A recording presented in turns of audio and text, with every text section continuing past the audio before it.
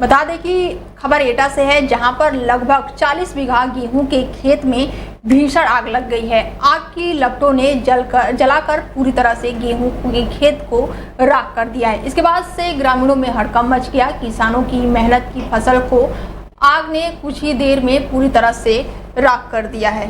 किसानों की मेहनत की फसल को आग ने थोड़ी ही देर में पूरी तरह से राख में तब्दील कर दिया। फसल को जलता देखकर किसानों की आंखें नम हो गई। मौके पर पहुंचे एफएसओ केतन सिंह ने कड़ी मशक्कत के बाद किसी तरह आग पर काबू पाया। फायर ब्रिगेड टीम की मदद से, ग्रामीणों की मदद से किसी तरह आग पर काबू पाया गया। पूरा मामला देहात कोतवाली के अंतर्गत हिम्मतपुर गाँव का बताया जा रहा है। खबर मैनपुरी से है, जहां पर मैनपुरी जनपद के करहल थाना क्षेत्र में दिल दहला देने वाली घटना सामने आई है, जहां एक पत्नी ने अपने प्रेमी संग मिलकर अपने पति की हत्या कर दी है। पति को नशे में जहर दिया गया, जिससे उसकी हालत काफी बिगड़ गई और इलाज के दौरान सैफई में उसकी मौत हो गई। घटना की जानकारी सबसे पहले उनके बेटे ने दी है। उसने बताया है कि घटना से ठीक एक दिन पहले उसकी मां ने 25 से 30 लोगों को बुलाकर उसके पिता की पिटवाई करवाई थी और इसके अलावा दिन में और सुबह मां ने नाश्ते में जहर मिला दिया, जिसे खाने के बाद कमलेश की हालत काफी बिगड़ गई, जहां पर इलाज के दौरान उसकी मौत हो गई। थाना क्षेत्र करहल में सूचना प्राप्त हुई थी कि एक पत्नी द्वारा अपने पति को जहर दिया गया है। इस सूचना पर पुलिस उनके घर पहुंची थी, तो पता चला था कि परिजन उनको सैफई हॉस्पिटल लेके गए। सैफई हॉस्पिटल में पता चला कि दौरान उपचार उनकी मृत्यु हो गई है। अब तक की जो जानकारी है उसमें ये बताया गया है कि उनकी पत्नी जो है वो उन्होंने खाने में कुछ चीज़ ऐसी दी थी जिसकी वजह से उनकी मृत्यु हुई है। इस संबंध में अभी पोस्टमार्टम की कार्रवाई और जो तहरीर है वो। जम्मू कश्मीर में आतंकी हमले से नाराज बिजनौर वासियों ने सड़कों पर उतरकर आतंकवादियों का पुतला फूंका। आतंकवादियों ने हिंदू पर्यटकों को अपना निशान बनाया था। बेकसूर कुछ लोगों को पर्यटकों की जान ले ली गई। आतंकवादियों के विरोध में जिले भर में विरोध प्रदर्शन देखने को मिल रहा है।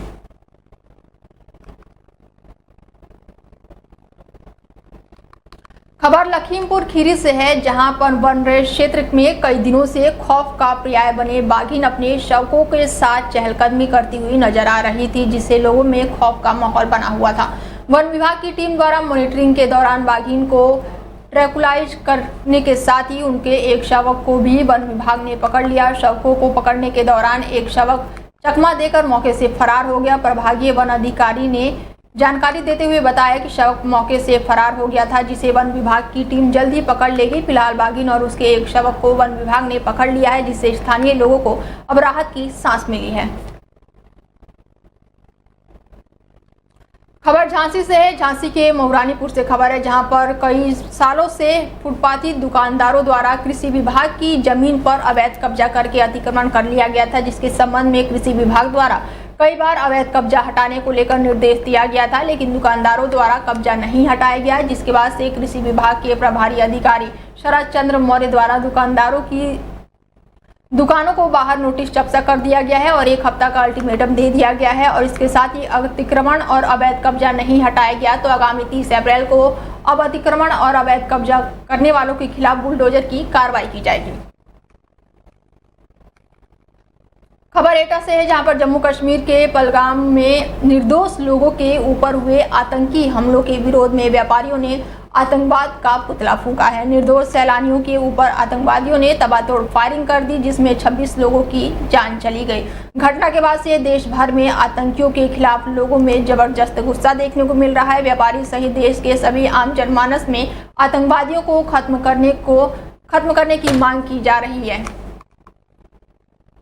आपके द्वारा जो पुतला फूंका गया है, किसका पुतला फूंका गया, क्या मांग है? ये आतंकवाद को लेकर पुतला फूंका गया है जी। जो 27 हमारे श्रद्धालु पहलगाम में खत्म हो गए, उसका पूरे देश में व्यापारियों में आम जनमानस में बहुत आक्रोश है। और अभी जो हमारे यूपी के द्विवेदी खत्म हुए, उनकी 2 महीने पहले ही शादी हुई है और आतंकवादियों ने जो किया है उसकी हम लोग निंदा करते हैं और केंद्र सरकार से मांग करते हैं कि जैसे पाकिस्तान में उन्होंने पहले किया था, आतंकवादियों को चुन चुन के मारा था, हमारी मांग है ऐसे ही आतंकवादियों को जो देश के ये गद्दार हैं ऐसे ही मारा जाए। आज हमारे बाबूगंज से साबिर भाई और व्यापार मंडल के हमारे सभी व्यापारी, घंटाघर के व्यापारी और पूरे जिले के व्यापारी में हमारे में आक्रोश है। और अगर इस पर कार्रवाई नहीं हुई तो हम बाजार भी अपना बंद करेंगे इसके विरोध। आपके द्वारा जो पतला उत्तर प्रदेश के जनपद रामपुर में लगातार मनरेगा द्वारा कराए जा रहे कार्यों की जांच में अनियमितताओं का अंबार देखने को मिल रहा है। इतना ही नहीं, फर्जी तरीके से बड़े पैमाने पर सचिव और ग्राम प्रधान मनरेगा द्वारा कराए जा रहे कार्यों में फंसते नजर आ रहे हैं। ऑनलाइन फर्जी फोटो द्वारा हाजिरी लगाई जा रही है, मतलब फोटो किसी और का और हाजिरी किसी और की और पैसे किसी और के नाम से निकाले जा रहे हैं। लेकिन इस बात से उच्च अधिकारी बेखबर हैं। बड़े पैमाने पर ये धांधली का धंधा चरम सीमा पर है। न ही तो ऐसा गलत लोगों के प्रशासन का डर है और न ही किसी बात का इनको खौफ है। बताया जा रहा है कि जनपद रामपुर के ब्लॉक के ग्राम मेहंदी नगर सुमली में मनरेगा द्वारा राशन वितरण भवन बनवाया जा रहा था, लेकिन उसमें ग्राम प्रधान और सिक्योरिटी द्वारा गलत तरीके से फर्जी फोटो लगाकर लोगों के नाम से फर्जाई जा रही थी। इसके साथ ही वहां पर लोगों के गलत नाम से हाजिरी लगाई जा रही थी और सरकार के धन का गलत तरीके से इस्तेमाल किया जा रहा था। परेशानी ये सब रोड पड़ रहा था, अच्छा था, चलो हमें कोई इतराज़ नहीं था। गांव का भला और हमारा सबका ही भला है। एक ही रोड है गांव का बढ़िया वाला, उस रोड पे भी आप देखिए और ये जांच करी जाए कि ये इसमें क्या है कैसा नहीं है। उसमें लगातार पानी, जैसे जरा सी बूंदें पड़ रही है तो वहाँ पानी रुक रहा। ये 2 बार गए वहाँ देखने के लिए। उस दिन डलिया रोड, उस दिन शिकायत करी डालने वाले से, बोला भाई हम क्या करें, आप जाके प्रधान से कहो। मैंने कहा प्रधान से तो हम नहीं कहेंगे भाई, आपसे कह रहे हैं, देख लो, देख के डालो इसको। तो प्रधान आप लोगों की सुनते नहीं है? नहीं, प्रधान नहीं सुनते हमारी। नाम है आपका? मेरा नाम लोधी और ये ग्राम मेहंदी नगर सुमाली है, ग्राम पंचायत। तो यहाँ पे जो है ये क्या बोलते हैं, डीपू की दुकान बन रही है और लगभग इस पर 2-2.5 महीने से काम चल रहा है। एक दिन हो गया 4 दिन के लिए बंद कर दिया, एक दिन हो गया 4 दिन के लिए बंद कर दिया, और एक ही फ़ोटो लगा के और लगातार इसमें जो है पैसे निकाले जा रहे हैं। लगभग 15, 17, 18 और 19 तारीख में लगातार 18, 20 लोगों की दिहाड़ी एक साथ में निकाली गई, एक ही फ़ोटो से, फर्जी तरीके से। तो इसमें शिकायत करेंगे आप? खबर झांसी से है, जहां पर बुंदेलखंड विश्वविद्यालय के छात्रों ने दलित छात्र उत्पीड़न के खिलाफ डीएम को ज्ञापन सौंपा है। एलएलबी विभाग अध्यक्ष पर जातीय भेदभाव करने का आरोप लगाया गया है। आवाज उठाने वाले छात्रों को सेशन परीक्षा नहीं दी जा रही है। सच की आवाज उठाने वाले छात्रों को नोटिस जारी किया गया है। विश्वविद्यालय में प्रवेश भी वर्जित किया गया है। छात्रों ने डीएम को ज्ञापन सौंपा है और साथ ही निष्पक्ष जांच कराने की मांग की है। झांसी के बुंदेलखंड विश्वविद्यालय के एलएलबी विभाग का ये मामला है। अभी पिछले कुछ दिनों से जो एचओडी है हमारे, उनके खिलाफ जो उनके द्वारा जो एससी और एसटी के छात्रों के साथ जो भेदभाव किया जा रहा था, उसके लिए हमने आवाज़ उठाई थी उनके लिए और निष्पक्ष जांच के लिए मांग की थी। तो वो जांच उन्होंने निष्पक्ष ना करते हुए और जो एससी और एसटी के छात्र थे उनका पक्ष ना सुनते हुए बिना से उन्होंने अपना निर्णय दे दिया और जो विभाग अध्यक्ष थे उनको उन्होंने क्या बोलते निर्दोष करार दे दिया। फिर उसके बाद उसमें कार्रवाई करते हुए मुझे, जो मैंने उन छात्रों के लिए आवाज़ उठाई थी, मुझे। खबर कुशीनगर से है, जहां पर जवाबी कार्रवाई में 2 पशु तस्करों के पैर में गोली लग गई। मुठभेड़ के दौरान पुलिस ने 25,000 के इनामी पशु तस्कर सहित कुल 3 पशु तस्करों को गिरफ्तार किया है। 25,000 का इनामी पशु तस्कर गिरफ्तार हुआ है। इसके साथ ही पशु तस्करी में पुलिस को ये बड़ी कामयाबी मिली है। पशु तस्कर के ऊपर 9 मुकदमे पहले से ही दर्ज है। इसके साथ ही 3 थानों में पुलिस फोर्स पूरी तरह से तैनात रही और इसके साथ मिलकर इस पर बड़ी कार्रवाई की गई। जनपद कुशीनगर में 25,000 रुपये के इनामी बदमाश पुलिस एनकाउंटर, पुलिस मुठभेड़ में इनको गोली लगी है, गिरफ्तार हुआ है। ये एक शातिर गौ तस्करों का गैंग है जिसमें 2 बदमाश, उस्मान जो कि जनपद रामपुर का रहने वाला है, उसको गोली लगी है। जब्बार पुत्र शरीफ, ये जनपद आगरा का रहने वाला है, गौ तस्कर है, इसको गोली लगी है। और साथ ही इनका एक अन्य साथी इमरान कुरैशी जो कि जनपद शामली का रहने वाला है, वो भी गिरफ्तार किया गया है। इनके पास से एक कंटेनर वो बरामद किया गया जिसमें टोटल 28 गोवा। बस्ती महादेवा विधानसभा के सुभासपा विधायक दूधाराम कलेक्ट्रेट में जमीनी विवाद को लेकर चल रहे धरने में पहुंचे हैं। उन्होंने प्रशासन पर गंभीर आरोप लगाते हुए कहा कि पीड़ित शिवचरण बीते 1.5 साल से दबंगों से परेशान है। दबंग उसकी जमीन पर कब्जा कर रहे हैं, जबकि प्रशासन ने 5 बार पैमाइश करा के पत्थर नस्ब भी किया था। दबंग बार बार पत्थर उखाड़ देते हैं। मैंने भी एसडीएम को चिट्ठी लिखी थी, आईटीएम से मिलकर मामले के समाधान के बारे में बात किया है। विधायक ने कहा है कि प्रशासन को किसी काम में अवहेलना नहीं करनी चाहिए। कई बार बड़ी घटना घट जाती है, प्रशासन जब फौरन एक्शन नहीं लेता है तो मारपीट और झगड़े भी होते हैं। अगर प्रशासन आधा भी इन्वॉल्व हो जाए तो समस्या का समाधान हो जाए। दिवाली था बहुत दिन से पीढ़ी से 1.5 साल से हमने एसडीएम के पास चिट्ठी भी लिखा था और एसडीएम ने इसको मैंने जिस तरह से कहना चाहिए आज तक 1.5 साल से निपटा नहीं है। तो ही फिर हमने सुबह डीएम साहब से बात किया। डीएम साहब ने कहा ये मैं एडीएम को मैं आदेश भी दिया हूँ और एडीएम से मिल लो। फिर भी मैं एडीएम से मिल के आ रहा हूँ। एडीएम ने कहा मैं देखिए हमारे समाज से हैं एक पीड़ित शिवचरण चौरसिया जो 1 दशक से लगभग कई चक्कर काट रहे हैं और उनको कई बार डिग्री भी मिल गई है।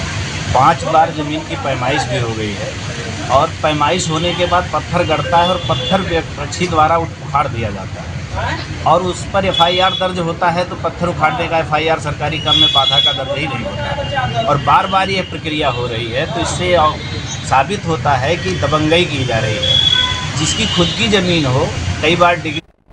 उत्तर प्रदेश विधानसभा में नेता प्रतिपक्ष और विधायक माता प्रसाद पांडे नोएडा पहुंचे हैं। सपा कार्यकर्ताओं ने फूल मालाओं से उनका जोरदार स्वागत किया। बता दें कि नेता प्रतिपक्ष माता प्रसाद पांडे ने पहलगाम में हुए आतंकी हमले की कड़े शब्दों में निंदा की है। देश के प्रधानमंत्री नरेंद्र मोदी से आतंकवादियों के खिलाफ कड़ी कार्रवाई किए जाने की मांग की है। नेता प्रतिपक्ष माता प्रसाद पांडे ने कहा कि आगामी 2027 में उत्तर प्रदेश में पूर्ण बहुमत के साथ सत्ता में समाजवादी पार्टी आएगी। नोएडा के विकास में सपा सरकार की अहम महत्वपूर्ण भूमिका रही है। देखिए ये घटना बड़ा दुर्भाग्यपूर्ण है और ये सरकार की उस व्यवस्था को पोल खोलती है जिसमें दावा किया गया था कि कश्मीर में अब हम आतंकवाद को समाप्त कर रहे हैं। ये बहुत ही दुर्भाग्यपूर्ण है और आतंकवादियों ने जिस तरह से घटना की है और जिन लोगों ने उनको प्रोत्साहित करके यहाँ भेजा है, जितनी उनकी निंदा की जाए कम है। मैं उन लोगों को जिन्होंने अपने परिवार को खोया है उन लोगों को उनके प्रति। नोएडा में पहलगाम में हुए हमले के विरोध में नोएडा में किसानों ने पाकिस्तान का पुतला फूंका है। किसान नेता राजेंद्र यादव ने पाकिस्तान का पुतला फूंका और पाकिस्तान के खिलाफ जमकर नारेबाजी की। सुरक्षा में मौके पर मौजूद पुलिस रही और साथ ही किसान लगातार भारत मुंह तोड़ जवाब देगा नारे लगा रहे थे। किसान नेता राजेंद्र यादव ने पहलगाम में हुए हमले की कड़ी निंदा की है।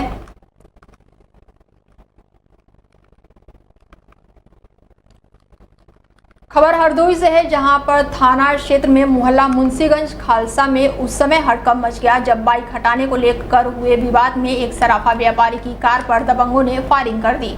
गोली कार के पीछे शीशे से टकराई और व्यापारी बाल बाल बच गया। मिली जानकारी के अनुसार ऐश्वर्य रस्तोगी शाम लगभग 5 बजे अपने सराफा की दुकान बंद करके कार से घर लौट रहे थे। घर से करीब 50 कदम पहले सड़क पर कस्बा निवासी पार्थ गुप्ता की बाइक खड़ी थी। रास्ता रोकने पर ऐश्वर्य ने कार का हॉर्न बजाया, जिससे नाराज होकर पार्थ गुप्ता और उसके भाई समर्थ गुप्ता बाहर आ गए और व्यापारी से बहस करने लगे। बहस के दौरान पार्थ गुप्ता ने अचानक फायरिंग शुरू कर दी, जिससे कार का पिछला शीशा चकनाचूर हो गया। गनीमत रही कि गोली किसी को नहीं लगी और व्यापारी सुरक्षित बच गया। वारदात को अंजाम देने के बाद से आरोपी मौके से फरार हो गया। घटना की सूचना पर भारी पुलिस बल मौके पर पहुंची। छानबीन के दौरान घटनास्थल के पास स्थित नाली से एक कारतूस भी बरामद हुआ है। पुलिस ने मामला दर्ज कर लिया है और जांच पड़ताल शुरू कर दी है। खबर हरदोई से है, जहां पर प्रेमी के साथ संबंध बनाते बहन के द्वारा देखे जाने से आहत युवती ने जहरीला पदार्थ खा लिया। बता दें कि परिजन युवती को लेकर सीएससी अस्पताल पहुंचे, जहां पर इलाज के दौरान युवती की मौत हो गई। पुलिस ने युवती के शव को कब्जे में लेकर पोस्टमार्टम के लिए भेज दिया। परिजनों ने युवक पर घर में आकर रेप और मारपीट और साथ ही जहरीला पदार्थ खिलाने का गंभीर आरोप लगाया है। इसके साथ ही सीओ ने बताया कि शिल्पा कुमारी ने मुकदमा दर्ज करा दिया है और आगे की कार्रवाई की जा रही है। बिहाटा गोकुल थाना इलाके के एक गांव का ये मामला बताया जा रहा है। जिनके करीब 18 वर्ष जो कि किसी जहरीला पदार्थ का सेवन कर ली, इनके परिजन द्वारा इन्हें इलाज के लिए सीएससी साहबाद लाया गया था। इलाज दौरान इनकी मृत्यु हो गई थी। सूचना पर स्थानीय तत्काल मौके पर पहुंची थी। शव को कब्जे में लेकर पहचान पर पोस्टमार्टम में भेजा गया था। घटनास्थल में का निरीक्षण किया गया। गांव वालों से परिजनों से वार्ता किया गया। तो यह तथ्य प्रकाश में आया कि मृतका का कई दिनों से फ़ोन से बातचीत इन्हीं के गांव के अंकित त्रिवेदी पुत्र ओम प्रकाश से हो रहा था। घटना दिनांक 21/22 रात्रि को मृतका कि बहन ने मृतका को उसी गांव के लड़के अंकित त्रिवेदी पुत्र ओम प्रकाश के साथ देख लिया था। इसी बात से आहत होकर लड़की ने जब किसी जहरीले पदार्थ का सेवन कर लिया था, जिससे कि उनकी मृत्यु हो गई। मृतका के परिजनों द्वारा तहरीर दिया गया। तहरीर के आधार पर सुसंगत धारा में अभियोग पंजीकृत किया गया।